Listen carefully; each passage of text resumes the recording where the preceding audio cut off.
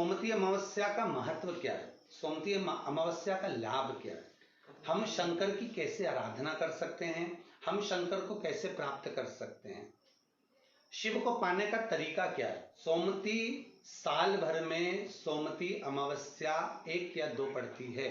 सोमवती अमावस्या के दिन पीपल के वृक्ष की फेरी जो लगाई जाती है वो खाली नहीं लगाई जाती, चाहे कच्चे सूत से लगाओ, चाहे 108 आप हल्दी की गठान रख लो, चाहे आप कमलगट्टा रख लो, चाहे आप सिंदूर की डब्बी रख लो, चाहे आप दाग चिरौंजी रख लो, पर 108 वस्तु होना जरूरी है। पीपल देव में जिसमें 52,000 ब्राह्मणों का वासा होता है, जिस पीपल में सारी सिद्धियां प्राप्त होती है, जिस पीपल में स्वयं लक्ष्मी नारायण के साथ निवास करती है, जिस पीपल में स्वयं सूर्यदेव शनि महाराज और यमराज को विराजमान करते हैं, उस पीपल में जिसमें ब्रह्मा विष्णु शिव सदा निवास करते हैं। सोमवती अमावस्या का फल ही यही है कि जिन वर कन्या का विवाह नहीं होता, जिन लड़का लड़की का विवाह नहीं होता, जिन पति पत्नी में आपसी में टकरार चल रहा हो, अदालत तक बात पहुंच गई हो, जिस घर में शांति नहीं रह रही हो, आपस में क्लेश बड़ा मचा हो,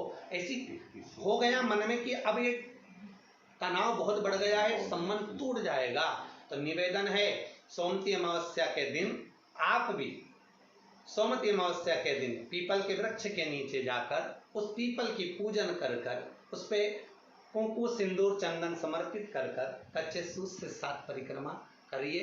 7 बने तो 7, वैसे तो 108 लगाओगे तो आपके जीवन में सुखता आएगी। और ये वो सोमवती अमावस्या पड़ रही है जिसको सोम पुष्प कहा जा रहा है, पुष्य नक्षत्र पड़ रहा है और जो स्वयं भगवान शंकर के लिए शुभ है। आप 108 फेरी लगाएं, चाहे दाने से लगाएं, चिरौंजी से लगाएं, जिससे भी लगाएं, पीपल की पूजन करें, जल अर्चना करें। इतना निवेदन करता हूं कि आपके घर में अशांति नहीं हो सकती, परिवार में प्रेम जरूर बढ़ेगा। निवेदन है जिसके घर में क्लेश बहुत मचा हुआ है, या कोई पैसा खाकर चले गया, धन नहीं दे रहा, रुपया नहीं दे रहा और बहुत मशक्कत कर लिए, हाथ जोड़ लिया, पांव पड़ लिया, रुपया नहीं दे रहा, तो काली तिल्ली को पानी में गला दीजिए और पानी में गलाकर उसको सुबह पीस लीजिए। सोमवती अमावस्या के दिन सुबह पीस लो, पीस कर एक कटोरी में उसमें पीला चंदन मिला लीजिए, उसको लेकर जाइए, 1 लोटे में दूध और जल लेकर जाइए, 5 बेलपत्र लेकर जाइए, शंकर के मंदिर में पहुंचिए, शंकर जी के शिवलिंग को, वो जो तिल आपने पीसी है उस तिल को आप मिक्सर में मत पीसना, हाथ में कूटिए, हाथ से कूटिए या कोई बेलन से या कोई वस्तु से उसको पीसिए और पीस कर उसका उत्तन तैयार करिए, उसमें चंदन मिलाकर शंकर के शिवलिंग को समर्पित करिए, शंकर के शिवलिंग को लगाइए। केवल शिवलिंग को ही नहीं, भगवान शंकर की संपूर्ण जलाधारी पर, जहाँ शंकर भगवान की बेटी अशोक सुंदरी है, कार्तिकेय जी हैं, गणेश जी हैं, उस पूरे जलाधारी में जहाँ पार्वती मैया भी विराजमान है, पूरी जलाधारी को समर्पित करिए।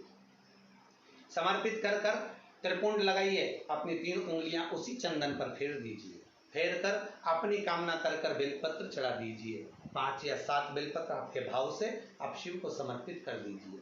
समर्पित कर कर हाथ में कलश लेकर दूध और जल मिला हुआ पात्र लेकर शंकर को समर्पित करिए और बाबा भोलेनाथ से विनती करिए कि जिस व्यक्ति ने हमारा धन खाया है, जिस व्यक्ति ने पैसा रख लिया या कोई लेकर चले गया या कोई ऐसा काम हो गया कि वो धन आ ही नहीं रहा है, बहुत तकलीफ में है, तो बाबा से विनती करो।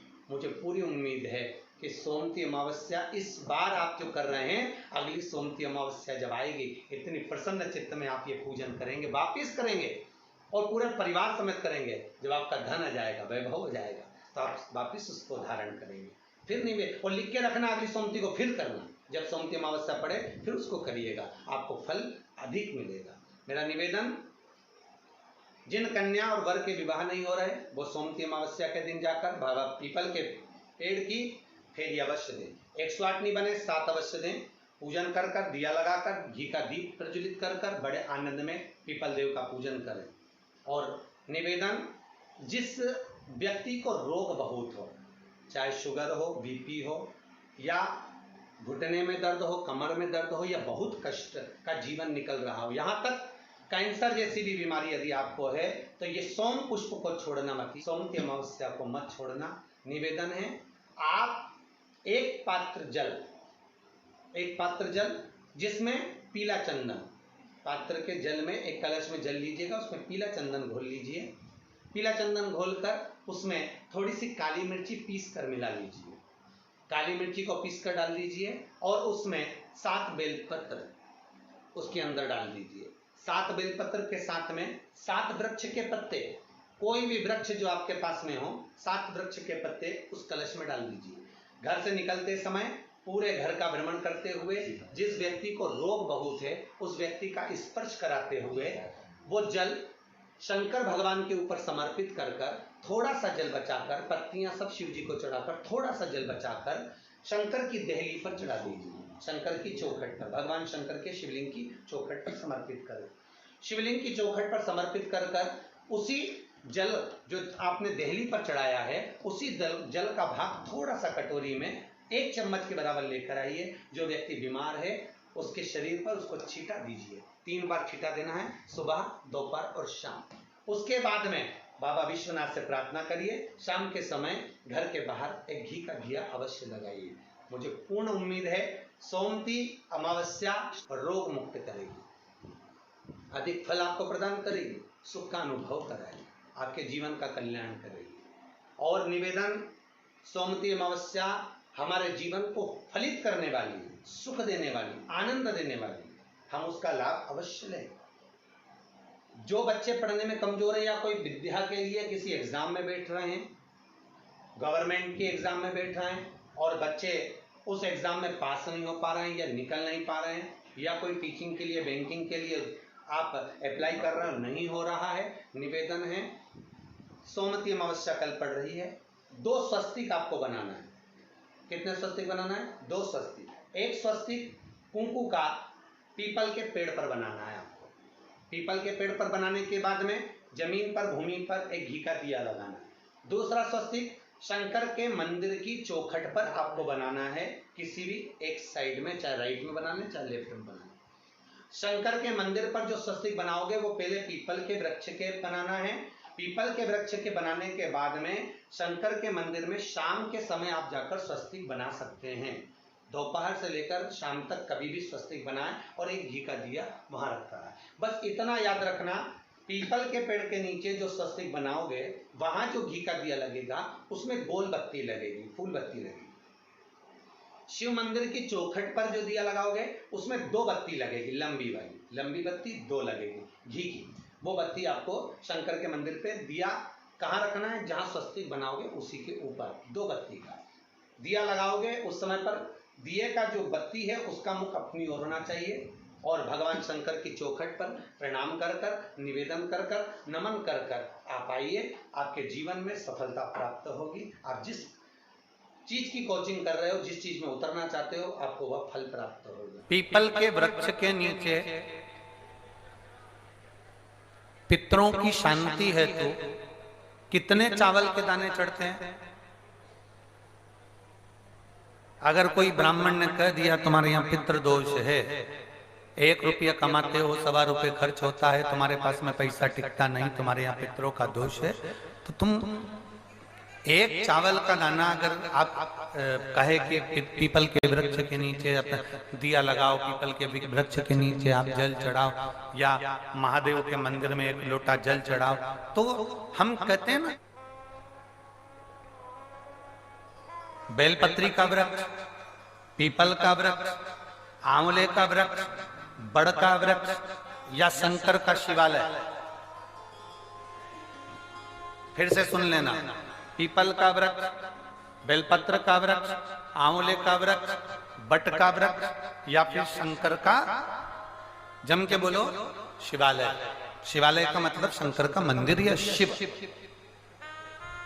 अगर आपको लग रहा है कि हमारे यहाँ पितृदोष है, बहुत तकलीफ चल रही है, बहुत, कोई ने कहा पितृदोष है, कोई कह रहा पितरों का, तुम्हारे यहाँ ये तकलीफ है, पितरों की ये तकलीफ है, पितरों की वो तकलीफ है, पितरों की ये तकलीफ है, बार बार अगर कोई कह रहा है तो फिर आपको उसमें स्मरण करना पड़ेगा कि हम चावल के कितने दाने भगवान शंकर को समर्पित कर दें कि भोलेनाथ हमारे पितरों को तृप्त कर दें। हम तृप्त नहीं करेंगे, हमारी सामर्थ्यता नहीं है कि हम पितरों को तृप्त कर सकें। आप में से कोई है जो पितरों को तृप्त कर सकता है? संसार में कोई नहीं जन्मा जो अपने पितरों को, अपने पूर्वजों को तृप्त कर दे। गया जी का पिंडदान कर लो, तर्पण कर लो, तिलांजलि दे दो, घर में ब्राह्मण भोज करा दो, साधु भोज करा दो, संत भोज करा दो, तुम दुनिया भर का सारा 50 काम कर लो, उसके बाद भी तुम पत्रिका किसी को दिखाओगे तो वो भी कह देगा तुम्हारे यहाँ, फिर वापिस कहेगा कि पितृ दोष है। अब तुमने अभी इतना अनुष्ठान करा, इतना पिंडदान करा, इतना तर्पण करा, इतनी तिलांजलि करी, इतना इतना सब कुछ करा, इसके बाद वापिस पितृदोष आ गया, फिर वापिस पितृदोष। क्यों? दुनिया में ऐसा कोई नहीं जन्मा जो अपने पितरों को तृप्त कर।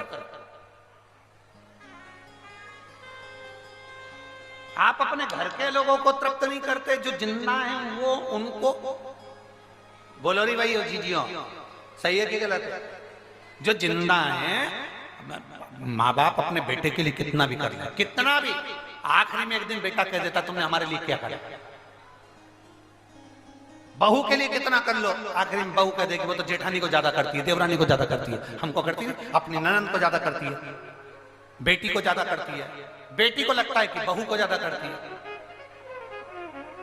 दामाद को लगता है बेटी को ज्यादा करती है, नाती पंती सबको कितना भी कर लो तुम, अपने अड़ोसी पड़ोसी तुम्हारे रिश्तेदारों को तुम कितना भी दे लो, कितना भी कर लो, पर जब ये तृप्त नहीं हुए तो वो बोलो तो कैसे हो जाएगा? अपनी सामर्थ्यता है, अपनी सामर्थ्यता है कि अपन तृप्त कर ले उनको। अपनी कोई सामर्थ्यता नहीं है कि अपन पितरों को तृप्त कर ले, या अपनी सामर्थ्यता के अंतर्गत नहीं, ये अपनी सामर्थ्यता नहीं है कि हम अपने पूर्वजों को, अपने पितरों को तृप्त कर। तृप्त कौन करेगा?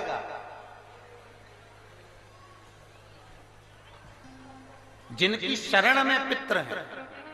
वास्तु के देवता भगवान शंकर, काल सर्प दोष के देवता भगवान शंकर, जितने दोष होते हैं पितृ दोष के देवता भगवान शंकर, तो हम तृप्त नहीं कर सकते। अगर इनको तृप्त करेंगे तो देव अधिदेव महादेव करेंगे। आप 7 चावल के दाने, या तो पीपल, बेलपत्र, प्रेशर गला पकड़ रहा हल्का सा, पीपल, बेलपत्र, आंवला, बटवृक्ष या फिर शिवालय, 7 चावल के दाने आप इन जगह में से कहीं पर भी अगर आप समर्पित कर देते हैं तो उसके बाद आप जो जिंदगी जी रहे हैं, और 3 महीने फिर आप अंदाजा लगा कर देखना कि आपने जो 7 चावल के दाने इन स्थान पर अगर आपने समर्पित करे तो उसका फल पितरों को मिला कि नहीं मिला, और उसका फल हमें प्राप्त हुआ क्या। ये वो स्थान है जहां 7 अक्षत चावल का दाना भी हमारे पितरों को, पूर्वजों को तृप्त कर देता है। कौन कौन सा स्थान वापिस बोलेंगे सभी लोग? पहला पीपल, दूसरा बेलपत्र, तीसरा आंवला, चौथा बटवृक्ष और 5वां शिवालय, शंकर भगवान का स्थान। अब इसको समझना आपके ऊपर निर्भर है। समर्पित कितने भाग्यशाली, खूब भजन करो, खूब स्मरण करो। अमावस्या है, अमावस्या के दिन प्रदोष काल में, प्रदोष के समय पर, प्रदोष काल में शाम के समय पर जाकर किसी भी नदी, तालाब, बावड़ी, कुआं, कहीं ना कहीं जो आपके पास में हो, वहां पर एक घी का दिया, बत्ती का मुंह दक्षिण की ओर कर कर अवश्य जला कर जाना। सारे पितृदोष समाप्त हो जाएगा, सारा पितृदोष समाप्त। अमावस्या के दिन किसी भी जलाशय के पास में, नदी, तालाब, बावड़ी, कुआं, जो आपके शहर में, आपके गांव में, आपके नगर में हो, वहां जाकर लगा दे। अगर नदी, तालाब, बावड़ी, कुआं नहीं है तो पीपल का वृक्ष हो या बेलपत्री का वृक्ष हो या बट का वृक्ष हो, उसके नीचे लगा दो प्रदोष काल में। पर अमावस्या के दिन लगाएं जरूर। क्यों? क्योंकि अमावस्या के दिन पितृ शाम के समय प्रदोष काल में शंकर भगवान का नाम जाप कर कर नदी तालाब बावड़ी पर पानी पीने जाते हैं। वहां से जल का आचमन कर कर पितृ अपने लोक को चले जाते हैं प्रदोष काल के समय पर। इसलिए प्रदोष काल में जलाशय के पास में बावड़ी, कुआं, नदी, तालाब के किनारे पर दिया लगाया जाता है दक्षिण की ओर मुख कर कर बत्ती का। तो पितृ आशीर्वाद देते हुए जाते हैं कि फलो फूलो, आगे बढ़ो, उन्नति करो, तरक्की करो। ये पितरों का आशीर्वाद रहता है, पितरों का वर रहता है। आप देंगे उसको मिलेगा। पितृदोष है ये आपको कैसे मालूम पड़ेगा?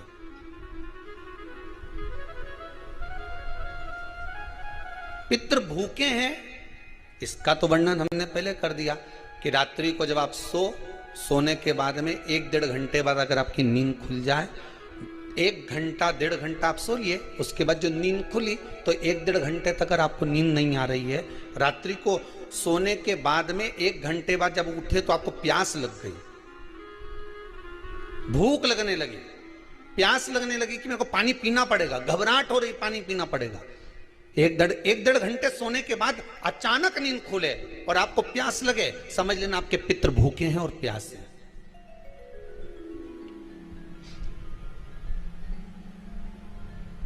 वो भूखे और प्यासे हैं, उनको जल की जरूरत है।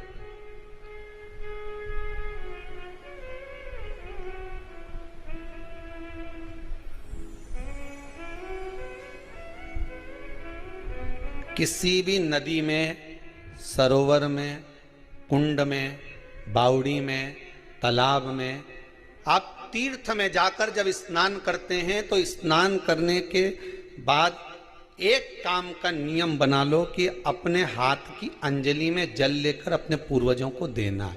प्यासे रहते हैं, भाग मांगते हैं।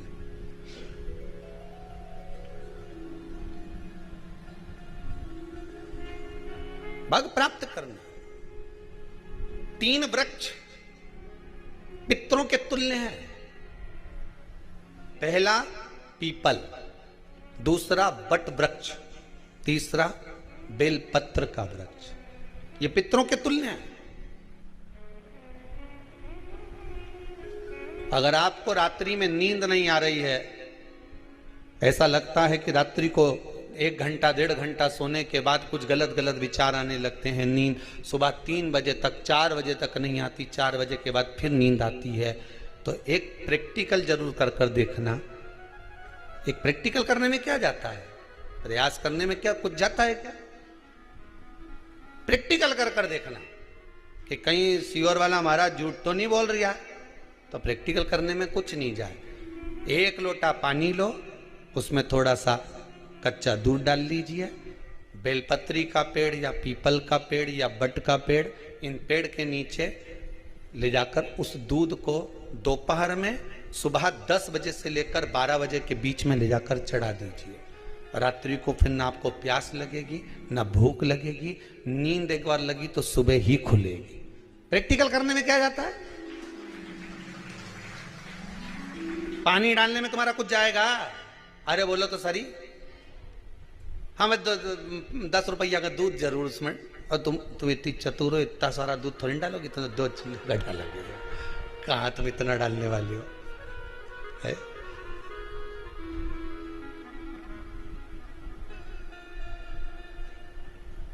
प्रैक्टिकल करने में क्या जाता है? कुछ भी नहीं बिगड़ेगा। ये तो बस जल डालोगे तुम्हारा ही कुछ अच्छा हो सकता है, बाबा की कृपा है।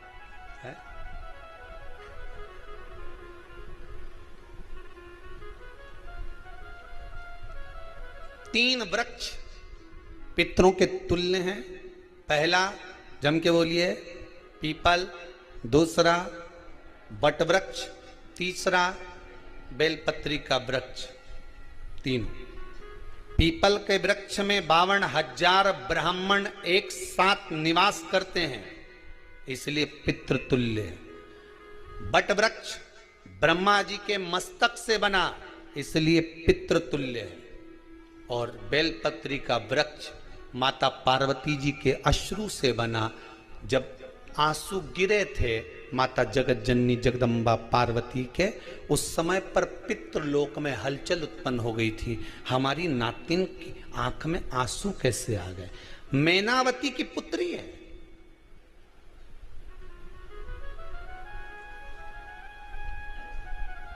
पितरों की नातिन, इसकी अश्रु कैसे गिर गए? पार्वती जी ने कहा, ये आंसू नहीं, मेरा पुण्य भाग प्रकट करती हूं बेलपत्री के रूप में। तो पितरों ने वर दिया था कि ये बेलपत्री का वृक्ष हमारा आशीर्वाद है, इसके नीचे अगर कोई दीप लगाता है, शिव को स्पर्श कर चढ़ाता है, उसके पितरों की शांति होगी, हम स्वयं उसको आशीर्वाद देने के लिए पधारेंगे। बेलपत्र का वृक्ष पितृतुल्य।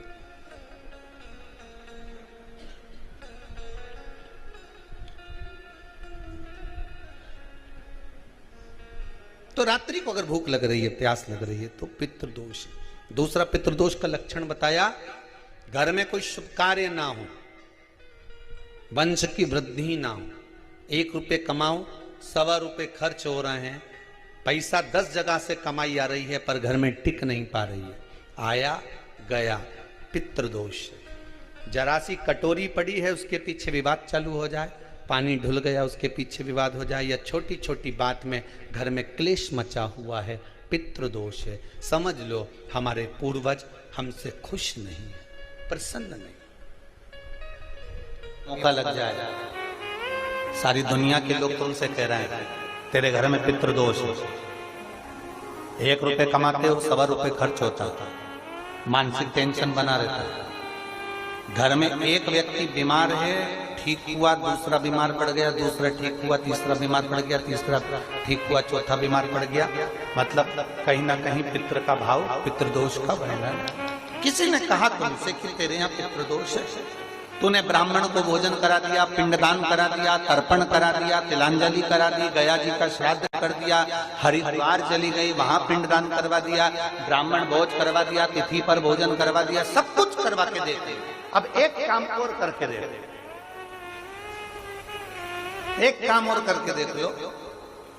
जब तुम घर में भगवान शंकर की आरती, तुम्हारे घर में शंकर जी का शिवलिंग है, भले काय का भी हो, छोटा सा, भले सियोर का कंकर शंकर हो, नर्मदा का कंकर हो, चाहे शंकर पारक के हो, पीतल के हो, स्टील के हो, लकड़ी के हो, जिसके भी हो, लोहे के हो, पाषाण के हो, जिसके भी हो, शंकर का शिवलिंग अगर हमारे घर में है और आप रोज प्रतिदिन भगवान की आरती करते हो, प्रतिदिन, और आपको लग रहा है कि मेरे यहाँ तकलीफ चल रही है, ये ठीक ही नहीं हो रही, लगभग 1.5 महीना आप कम से कम 45 दिन, 1.5 महीने के करीब में ऐसा प्रयास करना कि भगवान की आरती, शंकर भगवान के शिवलिंग की आरती करने के बाद उस दिए को भगवान के सामने मत रखो, उस दिए को उठाकर जहां तुम पानी का मटका रखते हो, हंडा रखते हो, जिससे तुम पानी पीते हो, तुम्हारे रसोई घर में जो पानी का मटका, हंडा, बाल्टी, आरओ का पानी जिस मटके में गिरता है, हंडे में गिरता है, जिसको हमारे यहाँ पितरों का स्थान कहते हैं, उस स्थान पर, उस मटके के पास में, हंडे के पास में, उस बाल्टी के पास में, जहां रसोई घर में पानी रखते हो, उस रसोई घर में पानी जहां रखते हो, उसके पास में उस दिए को भगवान के सामने नहीं रखना। आरती उतारने के बाद उस दिए को ले जाके सीधे परिंडे के पास में, उस हंडे के पास में, मटके के पास में उसको रखो। केवल 1.5 महीना कर देखना, 1.5 महीने के बाद तुम्हें मालूम पड़ेगा कि हम वापिस उन्नति की सीढ़ी पर चढ़ना प्रारंभ करती है, हमें फल मिलना चाहिए। अब तुम्हें ना कहीं जाना है, ना कहीं आना है, ना कोई खर्चा है। खर्चा है क्या? ईमानदारी से बोलो, कोई तुम्हारा लाखों का रुपया लग गया क्या? रोज आरती करते हो रोज आरती। बस आरती का नियम बना लो कि हमको पितृदोष किसी ने बोला है, हमारे घर में अशांति है, पितृदोष है, कोई कह रहा है कि तुम्हारे घर में पितृदोष है, हमने सब कुछ करके देख लिया। अब हमें ये करना है कि महादेव की आरती जब होती है तो उसकी ज्योत का दर्शन करने पर 1000 कपिला गाय के दान का पुण्य मिलता है। तो ये पुण्य हम हमारे पितरों को देते हैं, जिससे उनकी मुक्ति हो जाए और हमें आशीर्वाद प्राप्त। उस दिए को नीचे नहीं रखना, आरती उतारने के बाद आरती पूरी हो जाए तब उस दिए को ले जाकर, जब आप ले जाकर उसको रखें तब उस स्थान पर रखें जहां पितरों का स्थान, जहां पितरों का स्थान।